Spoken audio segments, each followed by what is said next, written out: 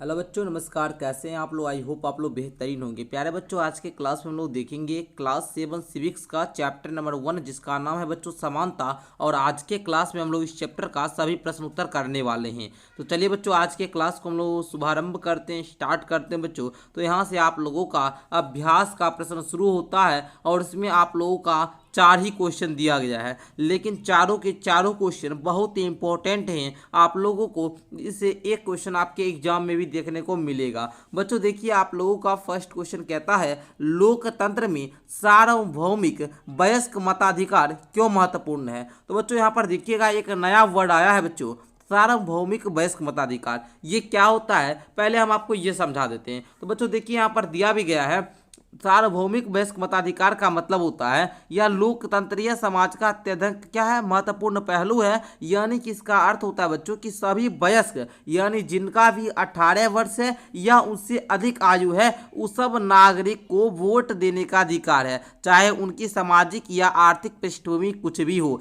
मतलब वो आर्थिक रूप से गरीब हो या कोई भी जाति के हो, कोई भी धर्म के हो, उसको सामाजिक या आर्थिक पृष्ठभूमि कुछ भी उनका हो, वो वोट दे सकते हैं। और इसी को हम लोग सार्वभौमिक क्या बोलते हैं, वयस्क मताधिकार, अपना मत देने का अधिकार सभी लोगों को है। ठीक है बच्चों, तो देखिए आप लोग इस प्रकार यहाँ पर आप लोगों को फर्स्ट क्वेश्चन का उत्तर किस प्रकार से लिखना है, आइए हम आपको समझाते हैं। लिखिएगा उत्तर में प्यारे बच्चों, लोकतंत्र में सार्वभौमिक वयस्क मताधिकार निम्नलिखित कारणों से महत्वपूर्ण है। यहाँ पर पूछ रहा था क्यों महत्वपूर्ण है, तो उसका बहुत सारा रीजन है। पहले बाबू आप जानते होंगे कि लोकतंत्र जनता की सरकार है, जनता के द्वारा ही चुनी जाती है और वो जनता के लिए ही होती है, जनता के लिए ही वो काम करती है। लोकतंत्र में सार्वभौमिक वयस्क मताधिकार इसलिए भी महत्वपूर्ण है ताकि जाति, पंथ, धर्म, क्षेत्र, लिंग, अमीर या गरीब लोगों को परवाह किए बिना हर वयस्क को वोट देने की अनुमति है। इसे सार्वभौमिक वयस्क मताधिकार कहा जाता है। प्यारे बच्चों, आप लोग इतना भी लिखिएगा तो काफ़ी है, आपको इतना ही उत्तर में लिखना है, आंसर में बस आपको इतना ही लिखना है। ठीक है बच्चों, तो आप लोग फर्स्ट क्वेश्चन का उत्तर समझ गए, हमको बोल दीजिए हाँ सर समझ गए। ठीक है, ये जो देखिए आप लोग को सार्वभौमिक वयस्क मताधिकार मतलब आप भी जानते हो कि भाई सब लोग जब वोट देगा तो सबको क्या होगा, लोकतंत्र में समानता महसूस होगा, इसलिए भी महत्वपूर्ण है। अगर आप लोग कुछ बच्चे और भी लिखना चाहे तो आप लोग और भी लिख सकते हैं कि सार्वभौमिक वयस्क मताधिकार की अवधारणा समानता पर आधारित है, लोकतंत्र में प्रत्येक नागरिक समान है। ऐसे नहीं भी लिखिएगा, इसको तो कोई दिक्कत नहीं है प्यारे बच्चों। ठीक है, चलिए आप लोगों को बस इतना ही लिखना है जितना मैंने आपको बोला है, यहाँ से लेकर यहाँ तक ही लिखिएगा। ठीक है, आइए बच्चों, आप लोगों का सेकंड में बोल रहा है कि बॉक्स में दिए गए संविधान के अनुच्छेद 15 के अंश को पुनः पढ़िए और 2 ऐसे तरीके बताइए जिससे यह अनुच्छेद असमानता को दूर करता है। बच्चों यहाँ पर आप लोगों का अनुच्छेद 15 दिया गया है, देख लीजिए, आप लोग यहाँ पर देख लीजिए, इसको आपको फिर से पढ़ना है, हम तो भाई पढ़ाए हुए हमको पता ही है। तो बोलता है कि इसमें आप लोगों को बताना है कि 2 ऐसा तरीका बताइए जिससे यह अनुच्छेद जो होगा वो असमानता को दूर करता है। लिखिएगा, संविधान के अनुच्छेद 15 में क्या है कि धर्म, जाति, लिंग या जन्म स्थान के आधार पर भेदभाव पर रोक है। इस अनुच्छेद में 2 तरीके असमानता को संबोधित करते हैं। पहले, राज्य किसी भी नागरिक के विरुद्ध केवल धर्म, मूल वंश, जाति, लिंग या जन्म स्थान या इनमें से किसी के आधार पर कोई भी भेद नहीं करेगा। कोई भी नागरिक केवल धर्म, मूल वंश, जाति, लिंग, जन्मस्थान या इनमें से किसी के आधार पर किसी भी योग्यता, दायित्व, निर्बंधन या शर्त के अधीन नहीं होगा। ठीक है बच्चों, बस आपको इतना ही प्यारे बच्चों लिखना है उत्तर में। ठीक है, मतलब उसका जहां मन होगा वो वहां निवास कर सकता है, उसको है ना, नागरिक केवल धर्म, मूल वंश, जाति, जन्मस्थान इससे किसी के आधार पर कोई भी दुकानदार सार्वजनिक भोजनालयों में या होटलों में उसके साथ भेदभाव नहीं किया जाएगा। प्यारे बच्चों समझ गए, बस आपको इस प्रकार से उत्तर लिखना है। आइए तीसरा प्रश्न हम लोग देखते हैं बच्चों। तीसरा प्रश्न है, कानून के सामने सब व्यक्ति बराबर है। इस कथन से आप क्या समझते हैं, आपके विचार से यह लोकतंत्र के लिए महत्वपूर्ण क्यों है। बच्चों आप लोग समझिएगा, इसमें एक क्वेश्चन नहीं है, इसमें आपका 2 क्वेश्चन है। ठीक है, तो इसमें पहले तो ये आपका लाइन हो गया कि कानून के सामने सब व्यक्ति बराबर है।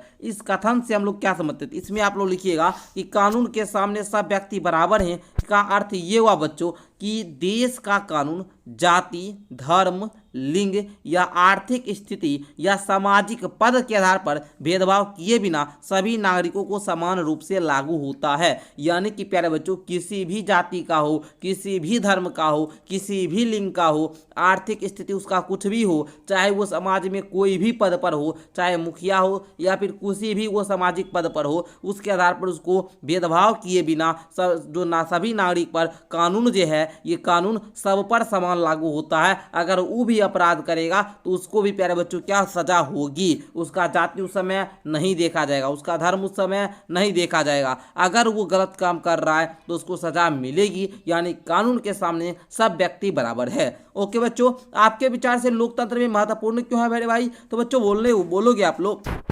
यहाँ पर देखिए, ये नहीं भी लिखिएगा तो कोई बात नहीं, हम समझने के लिए ये एक्स्ट्रा पॉइंट लिख दिए, लिखना नहीं है। राष्ट्रपति से लेकर एक आम नागरिक तक सभी कानून के अधीन है और समान न्याय के हकदार हैं। इसको आप लोग नहीं लिखिएगा प्यारे बच्चों, हम यहाँ पर लिख देते हैं, नहीं लिखना है इस वाले बच्चे को, है ना, इसको बेकार। अच्छा, आपको लिखना कहाँ से कहाँ है, जिसको हम यहाँ पर हाईलाइट करते हैं बस उतना ही आपको लिखना है प्यारे बच्चों, ठीक है। चलिए इतना लिख लीजिएगा। उसके बाद लोकतंत्र में महत्वपूर्ण क्यों है? तो बच्चों बोलिएगा, लोकतंत्र में समानता महत्वपूर्ण है क्योंकि लोकतंत्र जनता की सरकार है जो जनता के द्वारा जनता के लिए होती है। समानता लोकतंत्र का सार है। यदि लोगों का जाति, पंथ, धर्म, लिंग, संपत्ति आदि के आधार पर भेदभाव किया जाता है तो लोकतंत्र जीवित नहीं रहेगा। लोकतंत्र जीवित नहीं रहेगा बच्चों। लोकतंत्र इसीलिए तो है भाई, जनता ही अपने द्वारा वोट देकर अपना सरकार बनाएगी, जनता के लिए वो काम करेगा। तो बच्चों इसमें हम लोग जाति, धर्म, लिंग, संपत्ति इसके आधार पर भेदभाव किया जाता है तो ये लोकतंत्र तब नहीं रहेगा ना जी।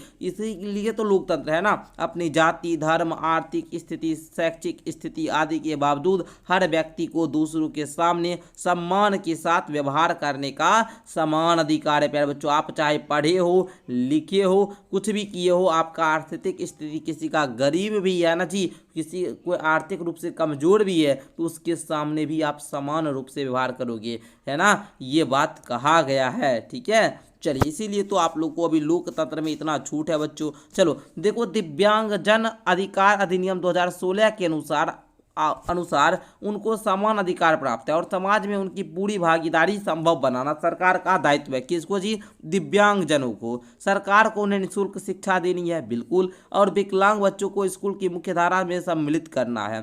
कानून यह भी कहता है कि सार्वजनिक स्थल जैसे भवन, स्कूल आदि में ढलान बनाए जाने चाहिए जिससे वहां विकलांगों के लिए पहुंचना सरल हो और विकलांग लोग को ये महसूस ना हो कि वो व्यक्ति कर सकता है, हम नहीं। प्यारे बच्चों, ऐसा बहुत सारा घटना है, इसको आप लोग सुनिएगा तो विकलांग व्यक्ति भी, है ना, जिनके पास पैर नहीं था वो भी रेस में दौड़कर नंबर 1 सबसे ज़्यादा रिकॉर्ड बनाए तेज दौड़ने का। तो ऐसा व्यक्ति आप लोग देखिए, यहाँ पर ये पिक्चर में दिखाया गया है। इस लड़के को इस पर बैठाकर सीढ़ी देखिए ढलान वाला है, इस पर उनको नहीं होता है चलने में। तो देखिए इसी प्रकार यहाँ पर बोल भी रहा है कि चित्र को देखिए, उन बच्चे के बारे में सोचे जिन्हें सीढ़ियों से नीचे लाया जा रहा है। क्या आपको लगता है इस स्थिति में उपर्युक्त कानून लागू किया जा रहा है, युवा भवन आसानी से आ जा सके, उसके लिए क्या करना आवश्यक है बच्चों? तो आपको पता है इसके लिए, है ना, दूसरा तरीका होना चाहिए। इससे उसे उठाकर सीढ़ियों से उतारा जाना उसके सम्मान और उसकी सुरक्षा को कैसे प्रभावित करता है आपको पता होगा बच्चों। नहीं, इस मामले में कानून सही तरीके से लागू नहीं हो रहा है। दिव्यांगजन अधिकार अधिनियम के अनुसार सार्वजनिक स्थानों पर